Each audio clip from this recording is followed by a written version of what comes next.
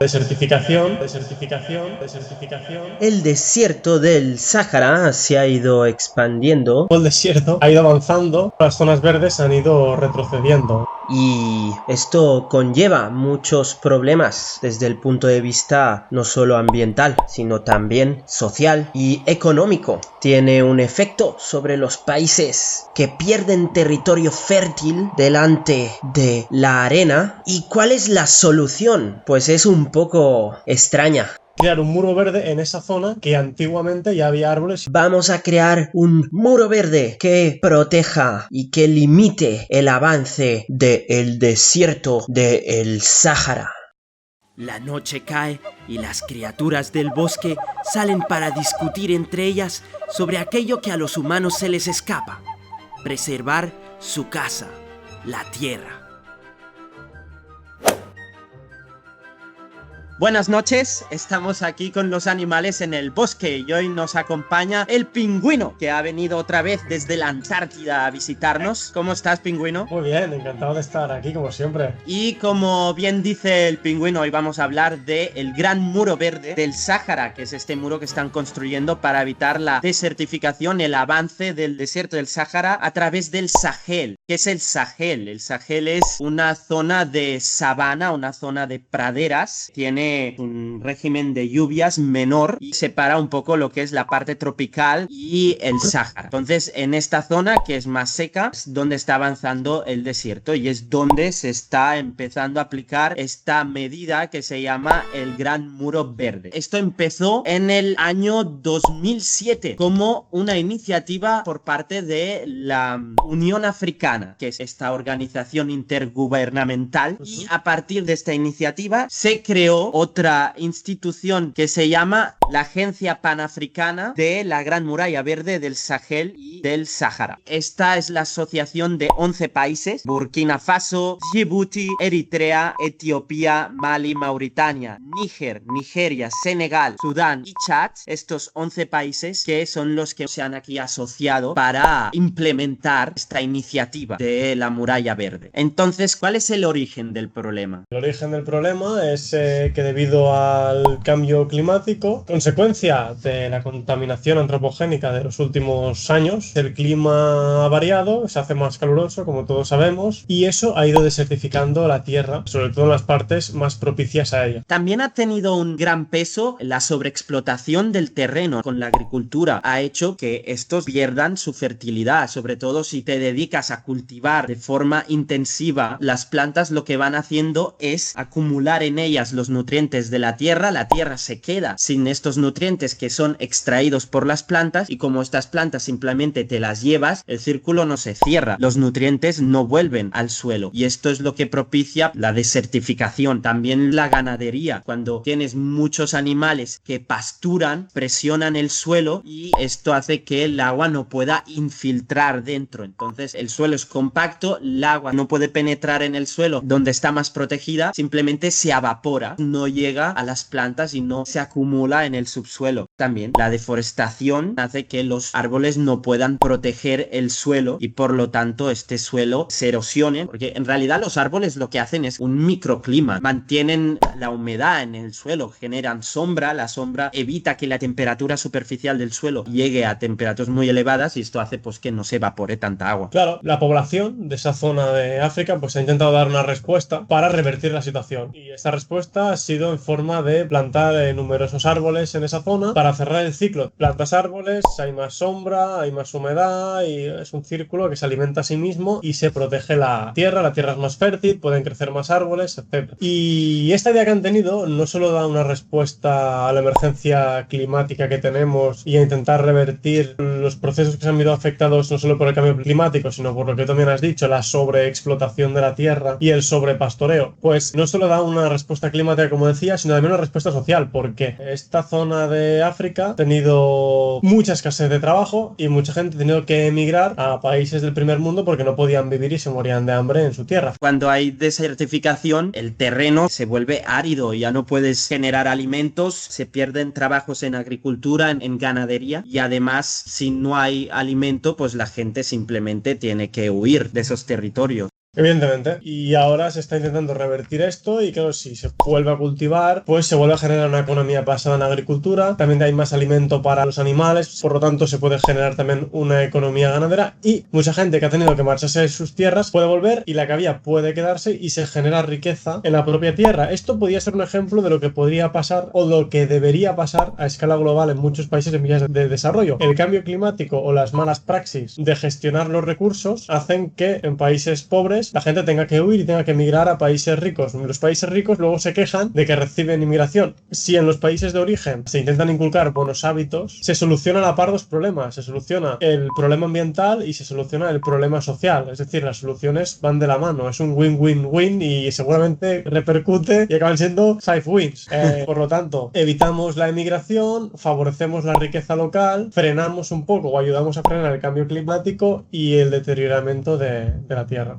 Hay que también resaltar que, aunque estamos hablando de una gran muralla verde, en realidad no es literalmente una muralla de árboles, porque se trata de una especie de mosaico que combina árboles con tierra agrícola, porque estos árboles permiten y dan las condiciones microclimáticas, o sea, las condiciones a pequeña escala, las mejores condiciones, las condiciones correctas para que se desarrolle la actividad agrícola. Entonces, según he estado leyendo, en un principio se planteó esta iniciativa como realmente una muralla de bosque, como realmente una especie de zona de protección, lo que se dice en inglés a buffer zone, donde hubiera bosque y que evitara el avance del desierto. Pero poco a poco se fueron dando cuenta que esto era una cosa muy difícil de conseguir, porque la mayoría de los árboles morían sin que hubiera mantenimiento continuo y necesitaban gente ahí que estuviera interesada en mantener estos árboles. Entonces, para hacer este proyecto sostenible en el tiempo, que la gente tuviera interés y hubiera también interés económico en mantener estos árboles, hicieron una especie de relación de dependencia entre los árboles y lo que son las tierras agrícolas. Entonces, esta muralla ahora mismo, que no está ni mucho menos acabada, es una combinación, es un mosaico de zonas arboladas con zonas de agricultura que las unas a las otras se complementan. Entonces, aún no han conseguido parar la desertificación porque esta muralla aún está en construcción. Por cierto, en 2016 se había construido un 15% del área que estaba destinada a este Great Green Wall. 15 kilómetros de amplitud, alrededor de 8.000 kilómetros de distancia desde Senegal, o sea, desde la costa occidental de África hasta la costa oriental en el Mar Rojo. Entonces, esto es un trabajo que llevará años, o sea, aquí hay muchas hectáreas para forestar. Bueno, hay mucha faena por hacer, pero es una faena que estarás de acuerdo conmigo que es necesaria, ¿no? Como hemos comentado, aparte a nivel social y generar riqueza local, evitar migraciones y desgracias humanas, luego con naufragios y muertes en el mar, etcétera, gente que tiene que irse de su casa, pues si se pueden quedar en su casa, pueden crear riqueza local, pueden vivir bien, ser felices y avanzar como sociedad, esto es un win. Pero además, tema muy importante y casi pienso que es el reto más grande al que se enfrenta la humanidad, es el cambio climático. Uno de los grandes beneficios que tiene este proyecto es que al crear una zona verde tan grande, esto va a acumular el CO2. O sea, todos estos árboles necesitarán carbono que van a extraer de la atmósfera para formar sus estructuras. De hecho, ya podrían tomar nota países del primer mundo, como por ejemplo España, en el cual hay muchas zonas que en los últimos años han sufrido un aumento de desertificación. Creo que tenemos los recursos necesarios para poder copiar la idea. Porque en realidad España es el país que más va a sufrir el cambio climático en Europa y uno de los países que está sufriendo más la desertificación debido a su proximidad con el continente africano y la influencia del Sáhara, del desierto, en la península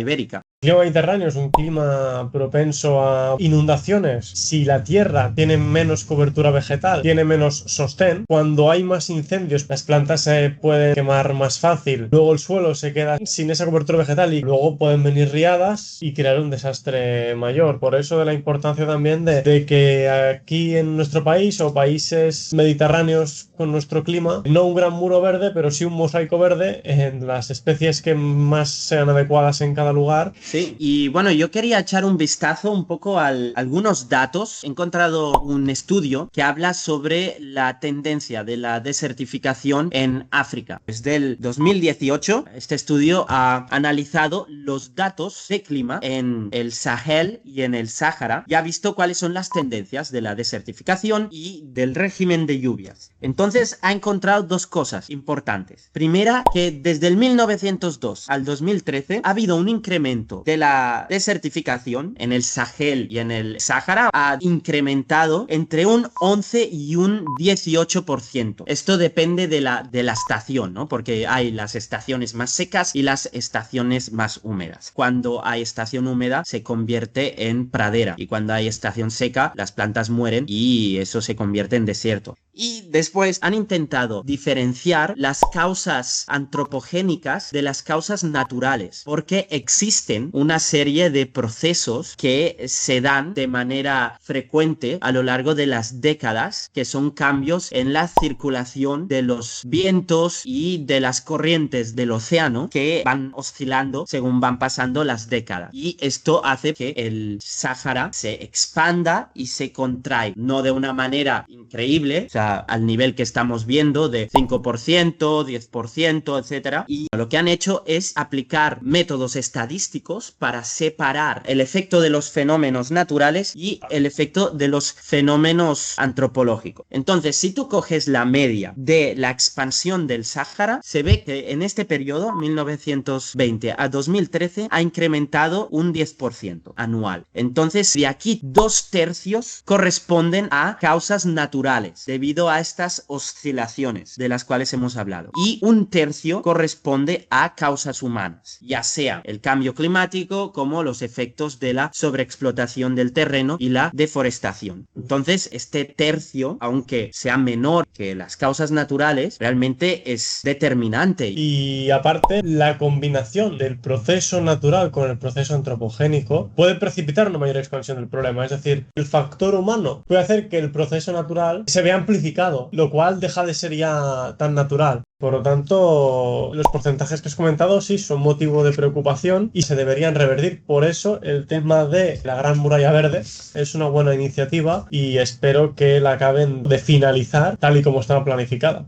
También hay que decir que es un reto a nivel administrativo y político, porque no es solo un país, sino que son muchos países. En realidad, esta muralla verde tiene que atravesar 11 países. Entonces, los gobiernos de estos países se tienen que poner de acuerdo. Es por eso que existen instituciones como las que antes hemos hablado, como la Agencia Panafricana para la Gran Muralla Verde, que ya permiten la colaboración de estos gobiernos para conseguir cumplir con los objetivos que se proponen. También otro de los problemas es la inversión, porque una vez tú ya tienes los árboles y ya estos árboles crean microclima, todo va sobre ruedas, permite que la gente se empiece a establecer, produzca alimentos, etcétera. Pero hasta que esto no sucede, se necesita una gran inversión para poder forestar esas áreas. Y entonces hay muchos organismos intergubernamentales que están participando y poniendo dinero en esta iniciativa, como